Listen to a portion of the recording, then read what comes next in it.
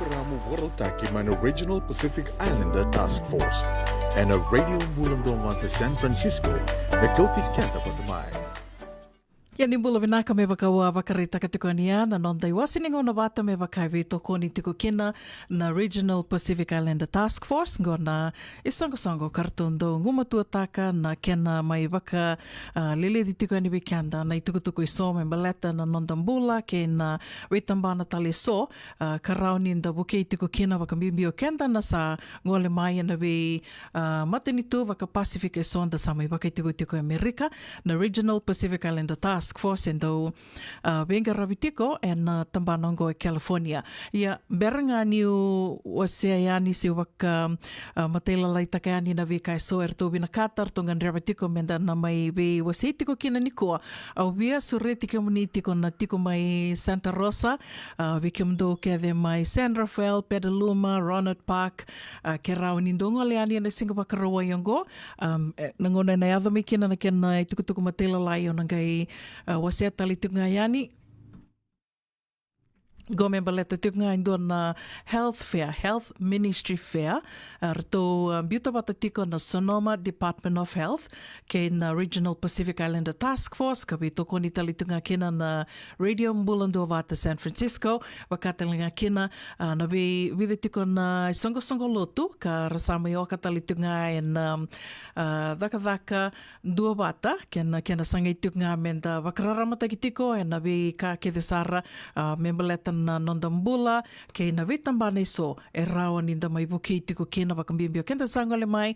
sanda mai sanga menda mai tauia butaka na nondambula ke senda sambula tiko ke na vida na embaki na dava soiti mande tu e na vanoli bungo e rawa ninda vakayacori me buki na nonda mai long vinaka mbeka roniu kaya sena nonda na yandren ravitiko wakambimbio na nonda sanga menda na bula vinaka tiko na dava na yanga ni lavo ke vakai nda sato matitiko. Do tuku ni tu endo na I wasea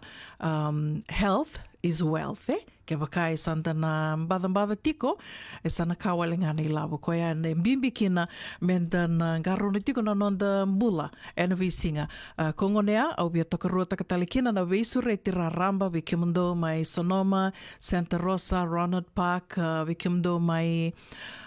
Sebastopol, wakatanga kina mai Marin County, ke San Rafael, senga walenga ni wakatamba kindo na visuri tungo vikimdo na tiko na vivanua ka udhabuta tiko ni ungo. Ke manindo ngole mai Sacramento do ngande mai na i Santa Rosa na moni madhango se na wakarowa yango na moni madhao ni singa ni mate visuri ti ngole talitunga ni vikimdo na Bay Area au na gaimbiuta tiko yani na wakamatela lai ni veka kede sara na porokaramu kambiuta bata tiko na Sonoma Department of Health ke na Regional Pacific Islander Task Force ke na Radio Mbulando vata na kena nonda laki wakararama tagi tungai na bitambana ke de sar tambana ni bula wakambibi tungo na tambana ni bula na porokaramu i tiko mai na tinikandua na mataka ki na tolu na kaloko e kawi ni wakarawai sarangango na ka vitu ni singa ni vulo e pereli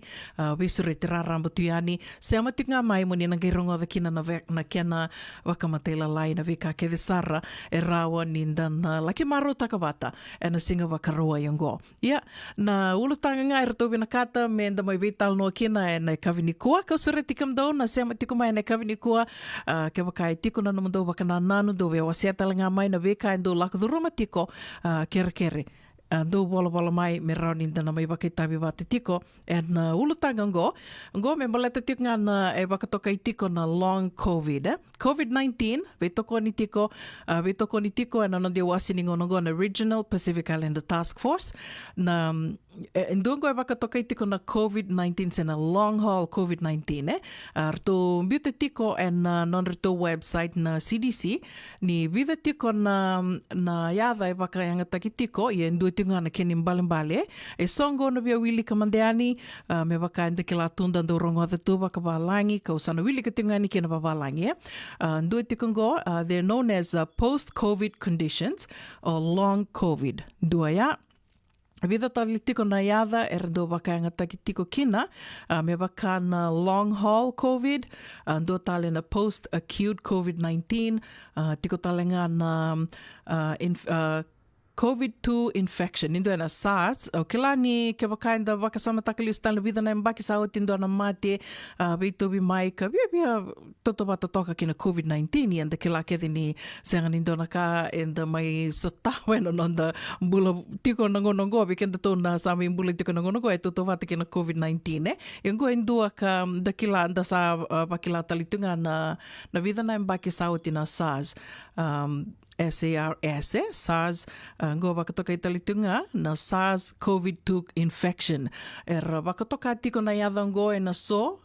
may natambana nimbula dabuta tiko na bosoya, rabaka imbali takatiko kina COVID weekenda na sato vi COVID ka sawati na nondaroni kainda sato vi nangunenda tobi mati kina senda wakila kina na mbimbi ni matioya yotia sanda kemi wakila tuna kina rebu Itukuni ni so wakila na vida na madhawa so vida na bula e tiko so weekenda sanda na senga ni rauni na vi mbiu kaya sana to weekend sanda na wakila tunga ni na kina rebu for the rest of our lives sana watuia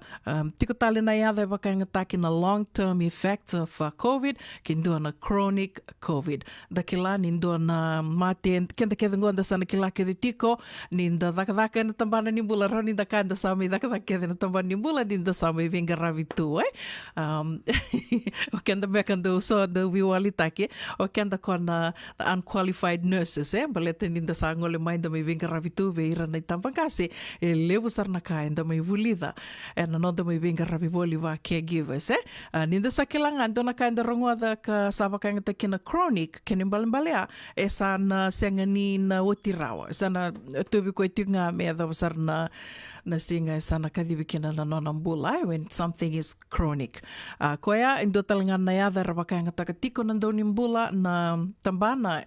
wira radaka na tambana nimbula ni busutiao bakatoka talitunga na chronic COVID go o wasietunga ningo na dabasoti endo bakatoka ikina na long COVID. Dabasarumanda na kini mbalimbali ya na COVID-19 o weekenda anda satovi COVID-19 eso anda bakilana kena rebu na lamani bida na madha o tinga ya to sa mai bulang binakataleani so weekenda to baka weekenda to mbeka na sa ando mbada rao tu tonge mai to vi COVID sana koe sartikum mbeka ya to sana vakilati kumai na lamani bida na bula so bida na mbaki so sana koe sartunga ya chronic me adava na singa sa tona kadivia ni kinai bida tiko na ronikana vakatakila na symptoms ka salawata tiko ke na long COVID se ke kai dua e vakila tiko na vikango rao ni tuku ni ko e towi ko tiko na long COVID dongo baka na nomo na dengoada ke baka mbeka so weekenda senga tu ni dando vakila na dengoada ni sanda mai to weekenda na COVID-19 sanda na dengoada sanda vakila tunga na dengoada na vingo na beka so ngona da kabanga so na vakavaka bimbi beka da sa vakila na dengoada da tombal beka ngavalilai da sa vakila na dengoada ke baka da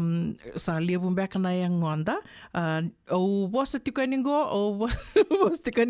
o senga ni kenandau mana tamban nimbulo baka wili ketungango na kairto miuta mai meu mai wase tikani na nonda wasiningo nongo koya so ke bakanda vakila ninda sali vulevu ya na sala vatanga ke na dengoada da ge tombale nga valili vango da sakila tu no oda ya ke vakatu sakila tu sa vakalutu yango tonge tombale tonge vakila tungani to se dengoada tiko ya kenda to sana rauni to kai ni sa tiko we kenda to na long haul na long COVID na chronic COVID ke baka ya to we kenda to na COVID-19 Waka wili katoka mandaningo babalangi post-COVID conditions are found more often in people who had severe COVID-19 illness, but anyone who has been infected with a virus that causes COVID-19 can experience post-COVID conditions. Ken balbalea ke to asa to vi COVID tonge bakela tiko sana bakatakil kilaya to sana kilatunga ya salabate tinga ke na lakabatinga mai kena to vi kenda to na COVID people not vaccinated against COVID-19 and who become infected may have a higher risk of developing post-COVID conditions compared to people previously vaccinated. And doon nakambing bikino kila ni sabi kenda to se senga tunga nito se nanuma me to na dula se tikumbek ngana no to vakambota me to kakoni dula and idula ni tatarovi ni COVID-19 for whatever reason so ndo kai tunga no ndo duinga lala e andua ya e vakandinan dina taki ni ke oira na vakila na sena limbimbi sartiko na nonra na wakila na revu ni COVID-19 e na wakila i wakaleu sarbeira kara senga ni dhula e ni dhula ni tatarovi ni COVID-19 e kento a dhula e na senga soti ni tō wakila na kena bimbi. While most people with post-COVID conditions have evidence of infection or COVID-19 illness, in some cases, a person with post-COVID conditions may not have tested positive for the virus or known they were infected. CDC and partners are working to understand more about who experiences post-COVID conditions and why, including whether groups disproportionately impacted by COVID-19 are at a higher risk. Tunge mai veitala no tingo e nandua na ngau na ka tokila ni wakairo ni tokai to sa wakananda ku embeka na wakana nanu e tiko ya ni to sa wakananda kuia na COVID-19 ia no e wakandina taki ni COVID-19 e sana wakatunga na mataqali wakana na flu tondo kila na tiko nga na flu season to la koia ni to tora na to le dula na flu shot se ni dula ni tatarovi ni mataqali weekend to na sa meimbula boli Amerika weekend do mai viti au senga ni waka samataka i tiko mbeka na i dula ni tatarovi ni mataqali se na flu shot se senga ia na COVID-19, era sa wakandinan din na takatiko na kinandao ni senga ni rao ni tokaya ni sa to wakananda kuya wakandua. Baleta niyo ay wakaya sa natikitu ni nondambula ya na nonda na leve rawa si senga e na wakatau sa ratio nga e na nonda dhula e na kena na idhula ni tatarovi ni COVID-19 doa ya e so e radhula i e rawanga ni na tubi kenda na COVID-19 i na senga so tini na mbimbi na nonda wakila na mbadhango me wakatoto watataki kei na ndua e senga ya senga sarangani dhula e ando talangana ka e sa waka ndina taki tiko karawakari taka tiko na kenandau ia watiko ai bitha na ulutanga bikem do na sema tiko mai na kavini kua ke wakai tiko na kaindu via wasea me baleta tiko na COVID-19 dina ni sa oti na kana vital no te kisar tiko bakalebu ia endondonu me to se torte nga bakambimbi me vital no te kitinga ka nina rongo da wasama tiko na radio mbulando bata me bakana ya nangangan tiko ni tambana ni mbula ka bakatela kina na Regional Pacific Islander Task Force erto me vito koni tiko na kana didi wakitiko na radio mbulando bata au besure te tali tiko ka unangei wakamatata takeani na veka ke de sara e rauni to nana makikina e na singa wakaroa yango toli sote ani i Sonoma Santa Rosa toli sote ani Santa Rosa erto mbiuta wata tiko na porokaramu na tambana nimbula mai Sonoma na Sonoma Department of Health ka vesure tirarambutu mendana ngole ani tokaroa takatale au nangei wakamatata takatiko ani ki ronangei wasea tiko ani ki tupe na veka ke de sara e ranito nana makikina e na singa wakaroa yango ke wakai senga nindoa na wanua ni ngole kina se ke wakamtangai tiko na wasoso na ngauna kana dola tiko kina na porokaramu ngo mai na tinikan dua na kaloko e na mataka kina tolu na kaloko e na kabi ni wakaroa israngango ne ka vitu ni singa ni volo e pereli kena balambalea it's a lot of time ke ranyo ni ngole mandanga ni tolu sanga bula miniti sen do mandanga na yaua ni ngole ani dali sota itu e sona ka e raunyo ni na wakaitavi te kiumni kina ni lo rembeka wakabuni wai kena veka tali so kauna gei wakamatata takani ni sema tika mai kena radio mbulando vata na mai rongovi tiko ngoa nei wasini ngauna ka veito koni tiko kina na Regional Pacific Islander Task Force na endoni songo ka veito koni wakalevu na kena garavi tiko yani na nonda vata vatongo na radio mbulando vata Ongo na porokaramu warotaki man Regional Pacific Islander Task Force and a radio mbulando vata San Francisco na kauti kenta patamai